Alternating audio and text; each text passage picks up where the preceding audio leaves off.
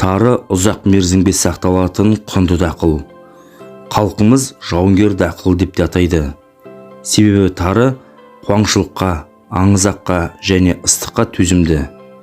Диқандардан көп күтім талап етпейді. Ғалымдар тарының шығу тарихы 5-7 ғасырлардан тамыр таратады деп жазып жүр. Әлемде тарының 500-ден астам түрі өсірілетіні туралы деректер де бар. Бұл бағалы дақыл тұңғыш шығыс елдерінде, соның ішінде Үндістан, Моңғолия мен Алтайда шыққан деген пайымдаулар да бар. Тарының бағалы да құнды дақыл екенін ата-бабамыз ертеден білген. Сондықтан да артына кеспе көже күн батқанша, бидай көже ел жатқанша, тары көже таң атқанша деген сөз қалдырған. Достар, видеоны соңына дейін көруге кеңес береміз. Видеода бұрын-соңды сіз естіп білмеген тың ақпараттардың барына сенімдіміз. Сондықтан видеоны соңына дейін көріп, каналға тіркеліп, лайк пен қоңыраушаны баса кетіңіздер.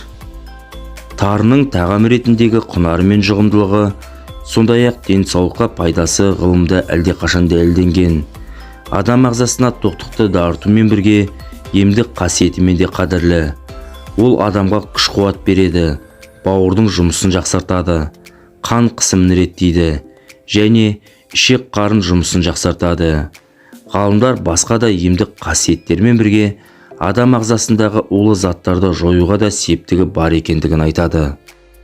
Тары адам ағзасына керекті дәрумендердің қайнар көзі. Онда ақуыз жеткілікті. Аллергияға әсер ететін глютен жоқ. В тобындағы дәрумендерге бауырға қажетті холинге бай. Сүйекке, жүрекке, иммунитетті көтеруге керек магний мен фосфор, калий, цинк көп. Онда көз жанарының бұзылуына әсер ететін заттардың әрекетін тежейтін антиоксиданттар да бар. Өт қабы мен өт жолына пайдасы бар.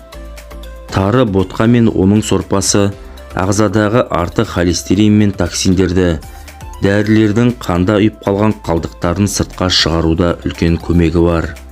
Бауырға да пайдалы. Тары ботқасы ағзаны қуаттандырып, артық тұзды сыртқа шығарады. Ескерту: тарыны шамадан көп жеуге де болмайды.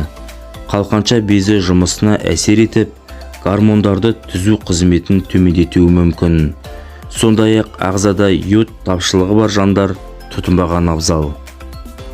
Тары ботқасы сау ағзадағы зат алмасу процесіне кері әсер етпейді. Тек ғалымдар тарыны күндізгі нәрдің көзі ретінде тұтынбауға кеңес береді. Сондай-ақ гастритке шалдыққанда жеуге болмайды. Достар, видеоны соңына дейін көрген болсаңыздар, каналға тіркеліп, лайк пен қоңыраушаны басуды ұмытпаңыздар. Сонымен бірге, осы видеоны өзіңізде бар барша әлеуметтік желілерге таратып жіберуді өтінеміз.